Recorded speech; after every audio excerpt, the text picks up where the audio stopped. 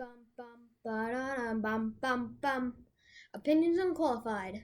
Welkom zu onze podcast nummer 5, which is loosely translated to welcome to our podcast number 5.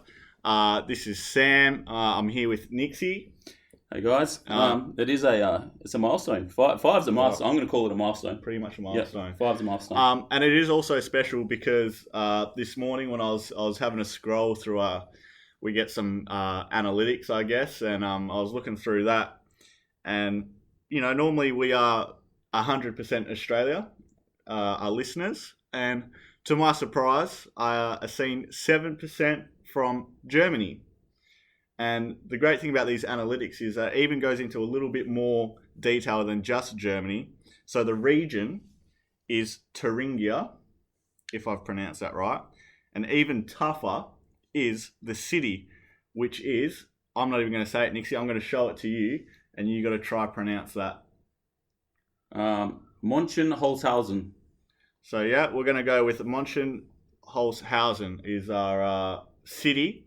So yeah, that's why we did a little intro in German, since we got a wider audience reach now. Well, Sam, all I can say is we've gone worldwide, so that's very exciting. So the fact that we've got international listeners and no one can travel at this point in time, so it's definitely not someone that was listening before and has gone over there. So I think it's the magic of the internet.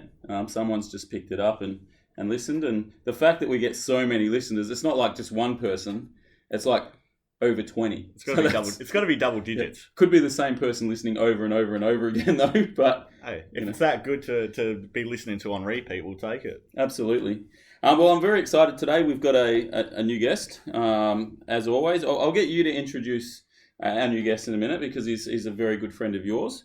But from my perspective, I was a little concerned when he came in, and I offer the boys coffee, as often happens, and he wanted a black coffee. Now, the reason I'm concerned with that is that I've heard recently that one of the common traits for serial killers is that they drink black coffee. So for me, I'm a little concerned. I'm sort of glad that he's sitting the opposite side of me so that you're my shield, Sam. I'll protect you.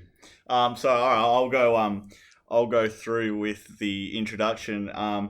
And just going off Nixie there, it is not Ted Bundy. This guy he's a probably self-proclaimed most attractive senior high school teacher in the world. The man has spent many of years in America at a college system, avid woodworker and anything else in between, dance teacher, bat maker. If that doesn't give away the hint, it's a very good mate of everyone's, and his name is Sean. Sean, welcome. Welcome. Pleasure to have me, guys. I'm very excited to be here on your guys' show. I've been listening to your recent podcast, and I was just so excited to get involved last week with the challenge of trading up from, the little stubby holder. Sorry, guys, but I was the one who handcrafted that beautiful baseball bat for Sammy, so, he thanks me for the win. All right, big time. Yeah. Well, I think you actually got it wrong. I think It's a cocktail muddler. It's not actually a baseball bat. I'll say this. I did the best I could with 20 minutes. I told Sam I'll spend 20 minutes and that's it, because that's all the stubby holder's worth. I'm kind of embarrassed that I lost to that, but that's okay. We will do that challenge again, and I'll get someone to make me something. Yeah. So I'm very, very happy to have you. So there's a couple of things that I wanted to talk about, and probably the first thing is the world has gone, I wouldn't say crazy, but I think we've all adjusted to COVID and life at home, and our learning is definitely something that's moved in that direction as well. You being a teacher, what adjustments have schools made for online learning?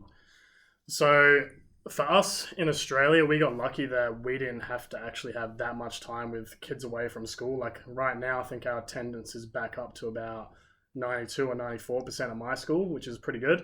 But basically what we did for online learning was we actually used Google Sites to create different access points for all the kids from each learning area. So we had like our own design and technology website.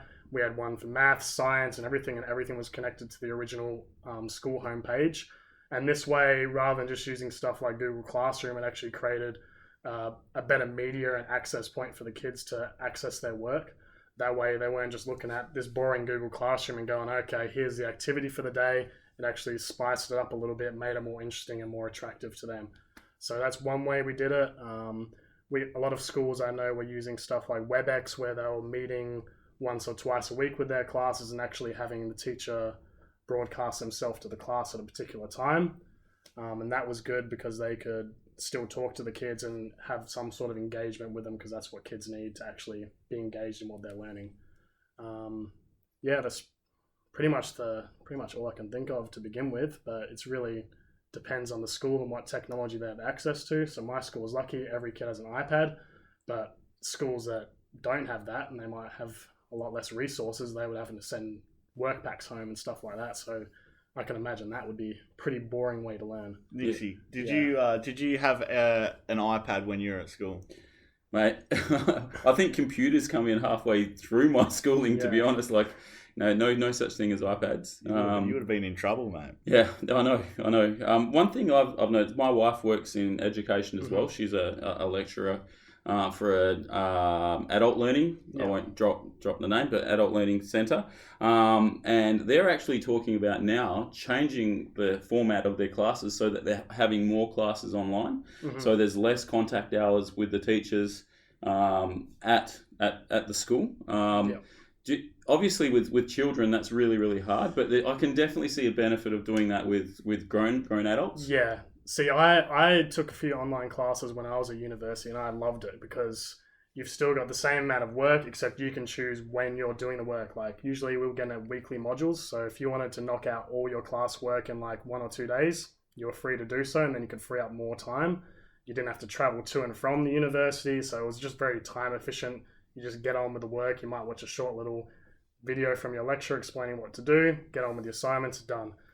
When it gets hard in school is they don't have that kind of independence yet, and they don't have that work ethic. So, and a lot of them, when you get to university, you've chosen to be there and you've chosen to study that, whereas a lot of kids in high school don't want to be doing it, so they don't have that intrinsic motivation.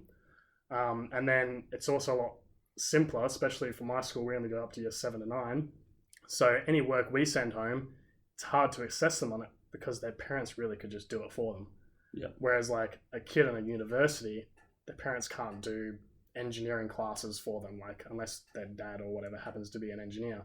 But it's a lot harder to cheat, I find. Yeah. So assessment becomes difficult. Yeah. I had Sam here shaking his head, and he's currently studying. So, what's your thoughts on that? To be honest with you, I have not enjoyed online learning at all. My biggest thing would be just if I want to ask a question that takes 1 minute, for me to say and for them to reply to in person, can take a day, or sometimes they just answer in some way that maybe you haven't conveyed what you're trying to say correctly, so then you don't get the right answer that you actually want, and then you got to send another email to get clarification, while in person that's like a 5-minute conversation. I think nothing personally beats, but I'm old as well, but human contact, that human interaction, and I think that's an underrated skill as well. And tell me, you guys can probably tell me if you're wrong, because you're a different generation to me. I feel like people have forgotten how to communicate face to face. I see a lot of kids face in phone. I've actually had people talk to each other in the same room via text rather than talking to each other face to face. So I feel like it's a lost skill and a lost art. Do you guys sort of agree with that, or? Definitely, it definitely is. I mean, you notice it, like even just with friend groups and whatnot, you can tell, like with PlayStation and stuff like that, with online games, instead of just the normal catch up to go kick the footy or something like that, it's a catch up online. Oh yeah, so many of my students, I hear them talk and I go, what did you guys get up to this weekend? And instead of a bunch of buddies going out and hanging out like Sam just said, they're literally getting on their PlayStation or Xbox and they're just playing stuff like Fortnite and that together, and that's how they hang out. But where's the social interaction? It's just not there anymore. It's completely different. Well, one of my proudest moments recently with Kyan, who's been on the show previously and did our little intro tonight, is that he said that he went on the weekend. He went with his mates on their bike and they rode around the neighborhood. And like that was what I did when I was a kid, you know. It's outside, you know, they'll stop, they'll kick the footy, they might go to the shops and buy a pack of lollies or whatever that they're doing, but they're out, they're about, they're interacting, they're talking. And he's in an age group that like he doesn't have a phone yet, but he's got friends that are 10 years old that have mobile phones now. And I'm like, you know, I guess they can fall victim to the convenience, to the shield that a phone can become, I guess, when it, particularly socially. I think also, I think everyone kind of thinks that the world's a bit doom and gloom at the moment. And, you know, I guess some parents maybe get a bit anxious when their kids kind of go to the park to play or something like that. While kind of back in the, like, even when I was younger, it was just, I'm going down the road to the park and that was it, you know. Parents were, you know, stay safe, and that was it. And then hopefully I'll come back, which I did. Yeah, I had a home. I had to be home by a certain time. So again, this is in the 80s, 90s. But if I wasn't home by a certain time, man, it was hell to pay. But they gave me the freedom to be able to go out and go to my friend's place and play and hit into the bush and build tree houses and, you know, do those sorts of things. And sure, I'd come back and, you know, I would have hurt myself or, you know, at certain times. I remember riding the bush track and then decided that I was bloody Rod Kimball from Hot Rod and trying to do this big jump, and I face planted and scraped my whole face off one day. But, you know, you live with that, and it's a memory. It's something that I can look back at and go, well, you know, at least I experienced that. I'm not sure many kids are doing that these days anyway. So, and you're a school teacher, so. Yeah, that's pretty much what I hear all the time. They're all just staying at home, playing on their games. That's it. We even have kids during recess and lunchtime with their iPads, just playing on their iPads.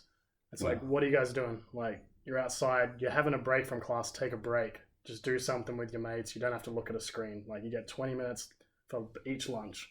Use it to just chill out. Like, it's not giving their brain a break by constantly being on a device. Yeah. Well, one of the exciting things that I've heard, and the discussions I've had with you, Sean, is some of the things you're doing at the school in regards to, you know, teaching kids real life skills. So I won't say what it is. I'll let you sort of announce that. But I was pretty excited about hearing about what you guys are doing as a school, and it's probably something that I haven't heard of before. So I think it's a really great project. So the more people know that they're doing these things in schools, is exciting. So I'll let you take the floor. So basically, I've been working a lot with the design and technology department of my school recently, and we currently only go up to year 7 to 9, but next year, starting with year 10s, we're actually going to be starting to build a 3x2 house at our school. So that way, the kids in the building construction program can learn all the skills necessary to actually like go into that kind of work environment. So they'll get to do all the tiling and all that for the bathrooms. They get to do like the roofing, bricklaying, plastering, everything. So every skill that they could possibly need, they're actually going to get to do. And it'll be more like a 2-year project. So they'll start it 1 year and then they'll complete it the following year as like just a group. And then once it's done, the house will be demolished, start again with a new group. That's pretty crazy. I've never done anything like that in school, but our like head of technology, he's just unreal. He's like, let's actually teach these kids like some skills that there's actually going to be useful. Yeah, so pretty cool. So Sam, we were talking about the other night. Is that something you would have thought a school would do? I'd never thought a school would do it, but it's definitely something that probably more schools should be doing, just because, I mean, you know, it's easier for the kids to kind of learn. Obviously, they're doing something a little bit more serious than just the old whatever projects they usually do. That's not, you know, it's relatable, but it's not building a bloody house, is it? So yeah, I was just thinking then, and you're talking about, you know, they do the roofing. Yeah. And I'm thinking, what sort of like safety, security measures do you have to put in to make sure? Because I can imagine, I know me, like if I was there and I was putting, you know, the roof beams up or whatever, and I fell down, I probably would fall down. Like I'd hurt myself. You know, what sort of safety you have to put in place? I mean, harnesses? Honestly, yeah, it would have to be all that kind of thing. Everything we do in our department, we have to drill into the kids. No messing around. Like safety is like the biggest concern for us. So every time we get a new class, like it's like a big half an hour spiel on safety. Like we show how to use all the different machines and everything. We tell them what not to do. We usually give a horror story that we embellish a little bit. So like even the disc sander and that, we go, okay, we've had a kid that's misused this and basically cut the whole tip of their finger off and then cut it off so like harshly that it didn't even bleed, and then it wouldn't stop bleeding for half an hour afterwards. So we kind of embellish it a little bit to scare the kids a lot, but that's for like their own safety. And then they never misuse the machinery. And if they do, they're out. There's no like anything with occupational health and safety. They're just out of the classroom. That's it. No second chances. Yeah. So they're laying bricks as well? Yeah, laying bricks as well. Yeah. So they're doing all of it. All Plumbing? Plumbing? I'm not sure. I'd have to actually ask about that one. Yeah. I'm not quite sure about the plumbing. Yeah. That'd be difficult. That's a big Yeah, job. probably not plumbing. I don't reckon they would do that. But another thing he's doing with like life skills, he's actually doing like a garage type thing. So he's going to bring in like cars and have kids like change oil, change tires, just like general life skills and that as well. Because it's like, how many times do you wish in school it's like, oh, I never actually learned like something that's so basic that I actually need to survive. So it's like, let's actually teach these kids these useful skills. I actually got a heap of crap in school because I did subjects like that. So I did sewing in school. Now, my wife can't even sew. And I know how to sew, and I do all the buttons, I fix all the garments, I do all of that. Mm-hmm. I can do that myself. And I thought, when I was doing it, everyone's like, but I'm like, well, if I have any issues, like pants rip at times, I can fix it. Typing, like I did a word processing class in school, and now it's like, if you don't know how to type, like you're probably not sort of in place. So I have all these friends that don't know how to touch type. At all. So every time they're on a computer, it's like that. One finger, no. So come on, man. Like it's a skill that you can use. And I think like they teach that to everyone now. That's how old I am. And probably the other thing, probably one of the most important things I did home ec and I learnt to cook. Mm-hmm. And that's helped me in a lot of situations, particularly when you're a young man like you guys and you can cook something and you have like a date around. It makes all the difference. All the difference in the world. You can cook a good feed. They can see, that you're not the average barbarian. It looks good. So, did you do anything like that in school, Sam? My favourite class was probably surf and netball. I don't know how many life skills was on that. I did do home ec as well, and because it was 50% practical and 50% like written work or whatever. I actually just got 50% on that class because I just did the practical. I didn't do any of the writing work. Really? Yeah. But everything I like. And you're going to be a teacher. Yeah. I didn't do See, he's seen all the kids that are like that, so now he knows how to get to them. Yeah. But yeah, I didn't do any like design and tech or anything. Like I did woodworking year 8 or something because you had to do like 6 months. Like it was like compulsory to do some, but you did. No. We did bad. Like we didn't build anything of value when we did that though, because I did it in year 8 as well with you. I think I might have had a different teacher, but I mean, I'm still using my table that I built. Oh, so. You built a table. Oh, yeah, that's not too bad. Well, a little side table thing, but I must have had some really creative people go to school with me because the amount of bongs and things we get. I can't tell you how many of those are made in the science classroom. So many. So. Yeah, well, we're excited to have you on the show today, Sean, and I'm really looking forward to getting your input on everything else, and from like I think we're both fairly excited to hear about the projects. So we'd love to have you back once the construction starts to see how things are going. Absolutely. I've been so impressed recently with Jacinda Ardhern. So Jacinda Ardhern, you guys probably don't know who she is, but she's the Prime Minister of New Zealand. And she's one of those leaders that every single time that I hear or read about something she's done, I just think, man, that's a good decision. She leads well. And one of the most recent thing that she's decided to do in New Zealand, I don't know if it's locked in yet, but she's talking about, because of the impacts of COVID-19, is changing New Zealand's work week to 4 days. So rather than the standard 5-day work week, go to a 4-day work week, because people have been dealing with so much pressure, and she's worried about the mental health of the population. And that's completely unqualified because I only read like the title, 4-day work week, Jacinda Ardern. I'm like, yeah, let's do it. So what are your guys' thoughts on the fact that a national leader is willing to change basically, the fabric of work structure, for the fact of a population's mental health? Well, me personally, as you guys know, I'm a very hard worker. I work long hours. Yeah, you do. Yeah. So a 4-day weekend would really help me out a lot. But in all seriousness, I do think it's a good thing. I mean, less work, more fun's better. You know, it gives people more time to spend with their families and do stuff that's, you know, important in life, you know.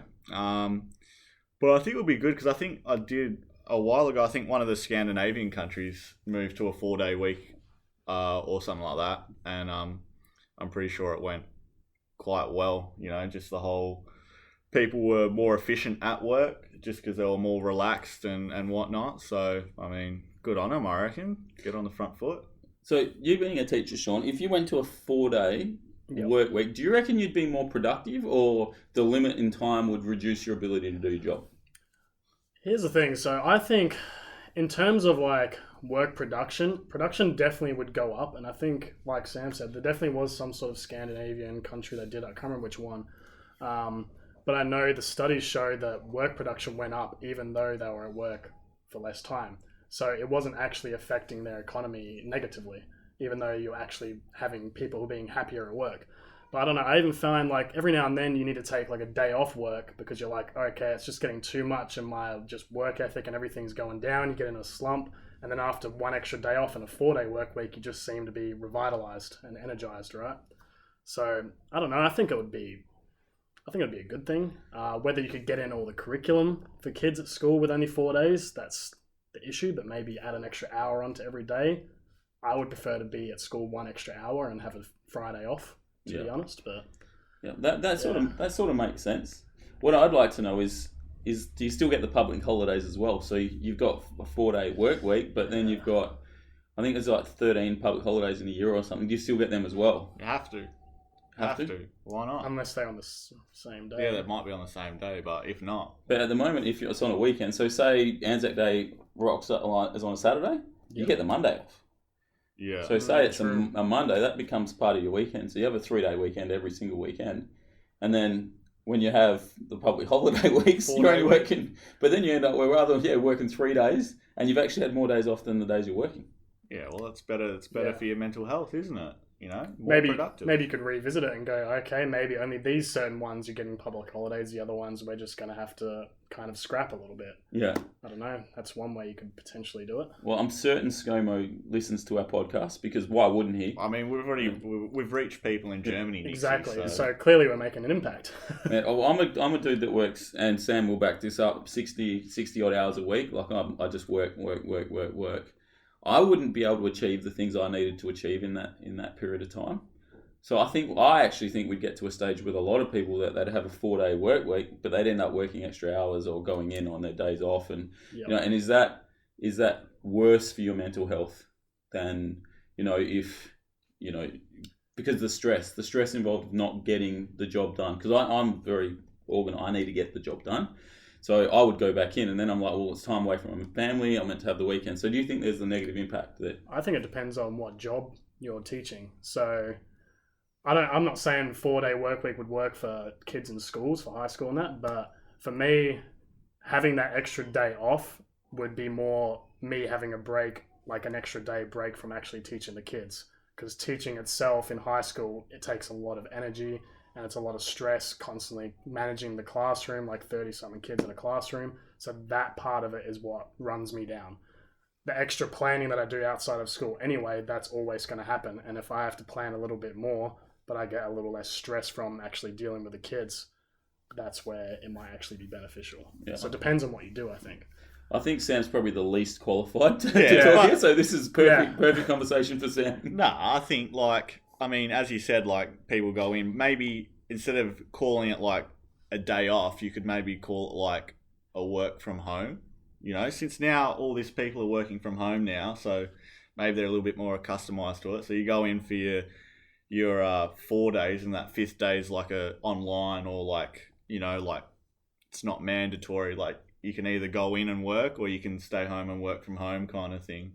Well, that could make sense because we know we can work from home now, which I think is a real positive. But there's also negative aspects of that as well because now companies can expect that you can work from home as well. I think with everything, there's always the yin and the yang.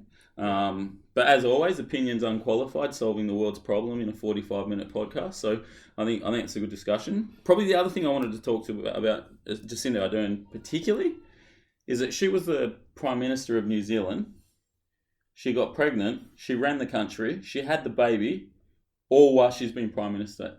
That's incredible. I feel like that is just incredible for a woman to be able to, and obviously I say woman because men can't have babies, but to be able to do that, man, that to me is super impressive. What do you guys thought on that and that sort of thing? I mean, it probably shows kind of her dedication to the country and probably wanting to help everyone out, I guess, to go through that and still have her mind on the world and on her country, I guess. Yep. Yeah, honestly, I'm speechless by that. I don't know what to say. Like, I can't even imagine being pregnant, let alone running an entire country. I mean, and you look at the amount of stress that you have when you're doing that job, and I think COVID-19's just shown people how much like prime ministers and presidents have to deal with. Obviously, it's not always on this level, but they've just got such huge responsibilities, and everyone's always looking to them to give the answers. So dealing with that while you're pregnant the entire time, even having the baby, that's just unbelievable. Yeah, I think we've learnt a lot about our leaders in this time, like you've just said, and I've just been so impressed by the way that they've handled this, because I'm sure there's the economical factors, there's the social factors, and there's a lot of pressure on them to make sure that they're making and they've made some fairly hard decisions during this period of time. Do you think, particularly, let's talk state government, do you think our state government could have done a better job than they have? Unqualified opinion is I have zero comments because I don't keep up with any of it. Yeah, fair enough. Yeah. Unqualified opinion. No, I think our state government's done a pretty good job. I mean, just even considering like some of the other countries and how bad they've had it compared to us. I know we've been lucky with this issue because our population density is not the same as other countries. Like, I'm pretty sure like New York City itself has like pretty much the population of like Australia. So imagine trying to deal with an issue like this with that many people in such a small space. Yeah. So they've done a good job compared to other countries, but also we haven't had the same problems as other countries. So it's kind of hard to say, isn't it? Yeah. So I'm going to go slightly sideways here, and then we're going to come back to New Zealand because I want to get your best New Zealand accent in a minute, and maybe even like a little haka talk, just a real quick one. But I want to talk about government and this JobKeeper payment. So I've spoken to a few people recently that have worked full time, like for years and years and years and years and years, and they've earned a certain amount of money, and they've either lost their job, become redundant, or they've had to go on this JobKeeper and take time off work and get paid like a reduced amount. And there are people that are earning like $150 to $200 a week, and then automatically their wage gets increased to $750. Now, what's interesting is that I've spoken to an employer, and they can't offset that money to someone else that, say, earned more. So they have to give that total amount. So if they get the JobKeeper, if it's someone that's at $500, they get the $750 anyway. So as someone that works sort of full time, and we could probably expand, and Sam might get more into like people on the dole or something, what the situation is there. But what are your thoughts on the fact that people get earning more? Some people are earning a lot more now because of this decision that was made, and they were $60 billion out of budget. So see, that frustrates me because if you were doing fine before and you don't need the extra money, I wouldn't even claim it. That's just being selfish, I think. Like, why would you claim something if you didn't actually need it? It's different for certain people. Like, some people are students like yourself, Sam, and you're getting paid because of student money. So it's a little bit different to the, what is it called, job seeker. But like, I don't know, some people are just taking advantage of the system. That frustrates me because the entire time I've been working, getting paid the exact same as what I was before, except dealing with a lot more stress. Like, teachers have had all this extra workload of teaching regularly while preparing online stuff, and just all this additional stress, like kids coming to school and being like, oh, is this going to actually affect my health? Other staff who are older and they're actually vulnerable, they're still coming and having to work. And then other people are just taking advantage of the times and getting extra money when they don't really need it. So it frustrates me a bit. Well, I think I'm a bit out of the depth here. I'm loving it.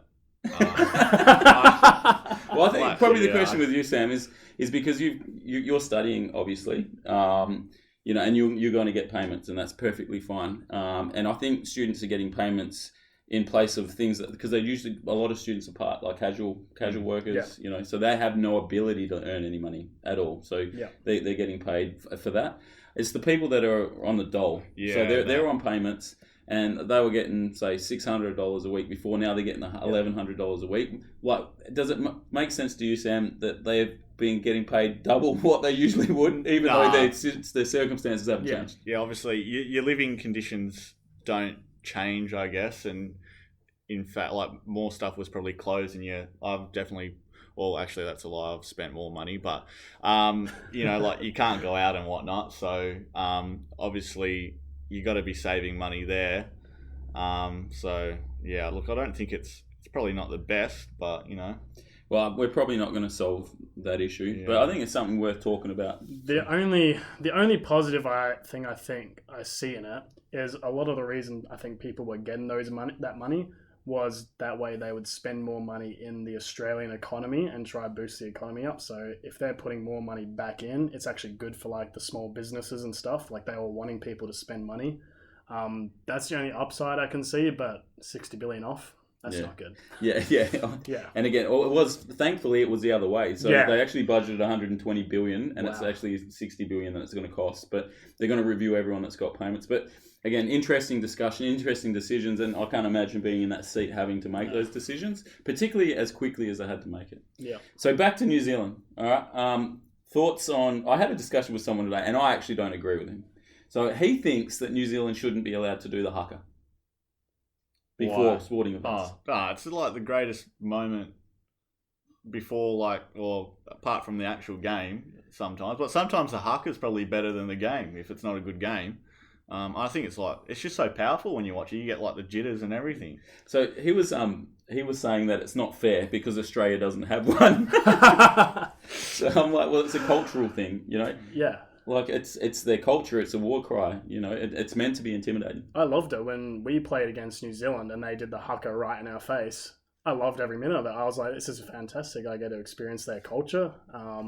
It was just entertaining to watch. They really got into it, and then we ended up beating them after they tried to do that. So, you know, it's great for me. I loved it. I get that. So I just thought that was an interesting. I love it, and I think there's definitely a place for it. I think any time we can sort of express culture and get people exposed to different cultures is important, and it does. It looks damn cool. Yeah. All right. So before we get into the next talk, I just want you to say in your best New Zealand accent, fish and chops. Fish and chops. Fish and chips. All right. Cool. Well, since we've that kind of that gave it up a little bit, but so. Last week we had taco talk, and I think it was a heavy favourite from our listeners. So we're going to go into a bit of chip chat. So I had someone tell me to bring it onto the pod and have, you know, a discussion about takeaway chips and who does the best takeaway chips. And you know, they had like a top 5. And look, I'm going to go straight off the bat. I'm not even going to ask you guys. I'm going to tell my opinion first, because I'm actually a qualified opinion on this. Because in Belgium, like, they have places that are called frietkots. Yep. And that's like, it's pretty much a place where you go get chips, and then they have sides. So the chips are actually like the main. Yep. And then you get little snacks on the side to go along with your chips. So my favourite takeaway here, I'm probably going to have to be McDonald's, just because I like fries, right? I like fries because 2 reasons. One reason, if there's too much potato in the chip, I get serious indigestion, and that sucks. And then I just a nice, thin, crunchy chip with a bit of mayonnaise goes treat. So that's all. That's my input. I'm not going to do a top 5. That's just my input. Okay, I'll let you go, Sean, before I have discussion. Okay, I've got a few well, thoughts on this. Yeah, I guess I'll start off by saying I'm the complete opposite of Sam. I need more potato. You know, I need to get that correct surface area to volume ratio. But mine, I like a nice thick chip, but it's also got to be crunchy. I don't like a soggy chip. It's got to be a nice crunchy chip. I find probably the best chips sometimes you get from like either a pub, like some good pub fries are good, or even a fish and chip shop. Sometimes they do some amazing chips. But yeah, definitely not McDonald's. I'm going to have to disagree with you on that one. I find they're just too oily, they got like a buttery taste to me. Yeah, it's not for me. Yep. And no mayonnaise with the chips. No mayonnaise, no. Yeah, I thought mayonnaise is an interesting, like aioli maybe, but you know, I just like chips with salt, just in general, like that's it, just the potato in the fat, like that's the business. I have a few ideas. I don't think actually the burger places do the best chips. No. I think chicken places do the best chips, and it might be because of the salt or whatever, but for me, it's been consistent over the years, and I've been on this earth a lot longer than you guys. KFC have done the best chips out of those sort of mainstream takeaway places, in my opinion. Hungry Jack's actually annoyed the hell out of me recently when they changed their chips. Now they taste like really floury or whatever, and I don't really enjoy that. But I think if you're talking mainstream, I would go with the KFC chip. I think they're the best. But you're right, I do like a good pub chip. Yep. And I like with Chubbs a lot of the time, Chubbs, they'll do fries and they'll do so you get two options: fries, chips, or three options, or wedges. Mm-hmm. So if you want that really thin fry, you can order the fries. If you want like a thicker chip, you can get that, or you can get the wedges. Have you guys ever had waffle fries? Yes. Waffle fries from Chick-fil-A in America. Chick-fil-A. Whoa. Now that's, again, chicken place. Yep. Waffle fries, that's a whole nother ball game. But the thing about Chick-fil-A as well is that the sauces they have that accompany their chips are just phenomenal. Like the Chick-fil-A sauce, the Polynesian sauce, it's just out of this world. Chicken place. I'm telling you, man. Chicken place. It might actually be how they cook them as well. I'm no expert, but it could be the type of fat that they use to cook the chips is different. Maybe it's got chicken fat that's stripped into it. Maybe it's because they're a religious organization, you know? Don't know. Maybe. They closed on Sundays. Yeah. Well, you never know. Talking about that, wedges.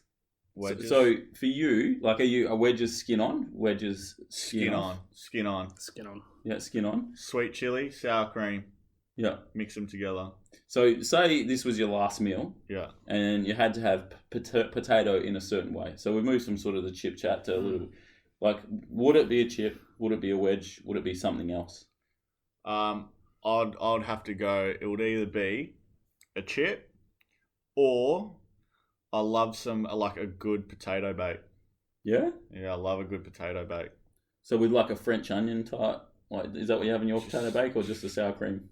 Just a good potato. There's no sour cream in a potato bake. I'm pretty sure there is, yeah. Bro? Yeah. I don't know. I have to ask the people that make the potato bake for me, because... So your mum's potato bake, or would you say... Yeah, mum makes a good one as well, but just every place I've had potato bake. I've never really had, like, bad potato bake. Okay. All right. Sean, what would you do? Like... I think probably, like, real good quality roast potatoes. I think I'd have to go with that, you know, especially if they're mixed in with like some other roast vegetables, maybe some, you know, roast capsicum, a bit of roast onion, something else in there. I think a good roast potato is hard to beat if it's done right. Yeah. Yeah. I actually don't think you can go past a mash. Like a good mashed potato, like a good one, like will blow your mind just with the, you know, the butter and the salt and, you know, and you can do so much with mash as well. What consistency do you like your mashed potato? Yeah, so it has to be smooth. Mm-hmm. So it can't be lumpy. Yeah, see, I love it smooth. Has to be smooth, but I don't like it too fluid.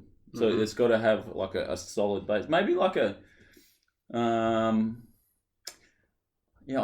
trying to think of the perfect sort of consistency. Yeah. So it's not like a Play-Doh. You know when you get a good Play-Doh? So Yeah. that's too thick. Yeah. Yeah. But it's not like a porridge, I guess. Like porridge is a little bit... Any gravy on the mashed potato though? Oh, gravy on everything. Yeah. What type of gravy? That's really in there. Beef gravy. Beef gravy. Beef gravy. You do gravy? Yeah, I do gravy, but I just whatever gravy there is, I guess. I don't know. I could do a whole show on gravy. I think my favourite gravy, peppercorn gravy. Oh, nice. That's my number one. Yep. Probably mushroom for you. I love mushroom. Mushroom, yes. yep. Knew it. Yeah, with the steak, mushroom sauce gravy. Yeah.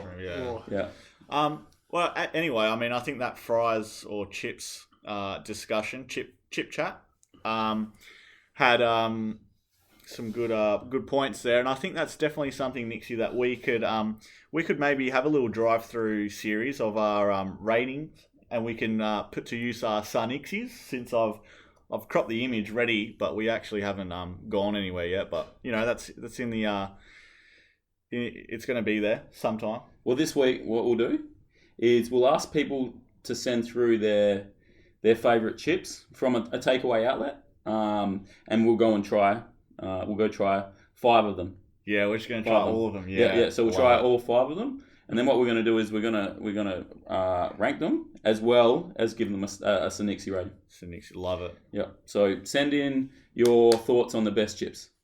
So here in Perth over the weekend, we had what was anticipated to be one of the biggest storms in West Australia in the decade. I think, is it the decade? It was decade. Yeah. And it was well, I don't know about you guys, but in my area, you know, it was a bit of rain and a bit of wind. Definitely wasn't this massive storm that I was expecting. Maybe it was over portrayed by the media or whatever. But I also have seen some. I've seen a picture at Hillary's today, and there's like the lower bit at Hillary's where you can walk, like just underneath like all the restaurants and stuff. The boardwalk. Yeah, that's underwater. Is it? Yeah, it's underwater. So I mean, I guess the sea level's rising. There must be some waves going on. But yeah. What's your guys' thoughts? How has it been for you? Well, I heard it was going to be 8-foot waves or something. Maybe it was higher than that, but there was going to be fairly big swell. And I've seen some pictures that didn't look too big. It just looked really, really choppy. But yeah, it was a fizzle. And I'm a person with young kids, so I have a trampoline. So, I had to go out there and tie the trampoline down, and I had to clear out my shed, which is my current gym at the moment, to drive the car in just in case it hailed and all sorts of stuff. So there's this massive effort for what ended up being a real fizzle, because who doesn't love a good storm as well, So, here wasn't too crazy, but it could have been big in other areas, and I did hear it went north. But did you experience anything out your way? I experienced a little bit more. It was definitely ridiculously windy, and it rained a little bit, but it wasn't anything too crazy. Like, I lowered my basketball hoop. I took care of a couple of little things, but it wasn't too bad. Like, I heard quite a lot of banging because I have this little thing over by my kind of like little alfresco area, and that was banging and came off the pole, but that's really about it. I saw up north there was some bridge that was destroyed. I can't remember what it was called. Down south, I think. Was it down south? Yeah, it was down south. It was down south, yeah. I think so. Yeah. But we're unqualified, so it could have been anywhere. Yeah, really. could have been east. That sort of leads me to like a question then. Is we've got storm talk happening here. What is the worst storm you've ever been in? You guys have lived in the States for a period of time as well, and there's tornadoes and all sorts of stuff. What's the worst storm you've been caught in? Mine's was actually the storm that they said it was going to be like. Because I think that was when was it, 2012? 2012, yeah. Or, it was the last big one. Yeah, so I was in high school then, and I just got picked up by my dad, and I remember it. Picked up, driving, and there was this massive cloud that just looked like a big dark wave, and I was like, shit, like this is moving pretty quick, and then as soon as we got home in the house, and then it just started hailing mad waves. But I mean, that was probably the most hectic. When I was in Tucson, there was the loudest thunder that I've probably ever heard, and that scared the hell out of me, to be honest with you. But yeah, I mean, that's my... Yeah, worst for me was probably a snowstorm in Erie, Pennsylvania, and then also Buffalo, New York, because both are known to get some of the craziest snowfall in America. And I think an area got to negative 23 degrees Celsius plus wind chill, and it was just insane. Like I couldn't see even 2 feet, like 2 meters in front of me. Couldn't see anything. I was literally just walking head down, freezing.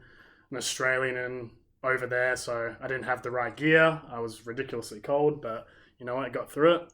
And then the one in Buffalo, they got 10 feet of snow in like, I think it was 2 days. Insane. Which is unbelievable. Like I literally saw pictures of it and stuff, and people had like just plowed hallways between the snow. Like unbelievable. People's cars were stuck for like a couple of weeks. So that's the worst I've ever seen. That's a lot worse than me. Probably the worst storm I've ever been in is I worked in travel for a number of years, and in travel there's a thing called familiars. So you go familiarization, you get to go overseas and experience something new. And I think I was about to go on a familiar to Fiji, and I worked in the morning because it was like a later afternoon flight, but I knew that there was only a certain amount of time I had to get there.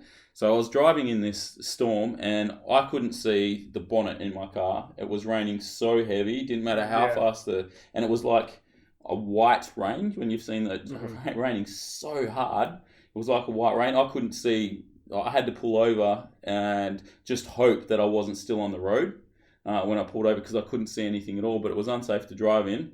But I was thinking most people are going to pull over in this situation because you just couldn't see anything, and that was insane. That's the sort of weather that I was expecting to happen this time. When was that? That would have been in roughly 2007, 2008. Yeah. So I remember something similar over here. It was when I was in high school as well, because my mom was driving me, and we had to pull over on the freeway, and pretty much everyone couldn't see barely anything in front of you. So that kind of reminds me of that experience, but that was insane. It was really, and this was on the Southwest Highway, which I don't know if you've ever driven on, which is an inland road, and there's only 2 lanes. So, you know, you've got a lane coming at you, and then you're in the other lane, and it's just got the white lines in the middle. So, you know, it was quite scary because there was no, you know, not everyone was heading in the same direction. So, storm was a fizzle, but storm talk. Yep. Storm talk. So that was some good storm talk, and I think it kind of went a bit over time for us, what we usually do. But it's been an absolute pleasure having you, Sean, and whenever you want to come back on, you're more than welcome to. So thank you very much. Hey guys, pleasure is all mine. It's been great talking about a bit of chit chat, especially after how much I wanted to talk about the taco talk last week. Thank you. And so thanks to Sean for jumping on. Make sure you get involved on our socials. Share it as much as possible. Opinions Unqualified, Facebook and Instagram. And I think, now that me and Nixy have talked about that, we're going to do our little fast food takeaway chip day. Make sure you share it with all your friends, because it's going to be a great time. And thanks for listening. Just remember, Sam's hit the nail on the head. Share everything for us. We're loving the feedback we're getting. We're not precious, so if there's anything we can improve on, just hit us up. Have a great week. Sure. Bum, ba-dum, bum, bum. Bye-bye.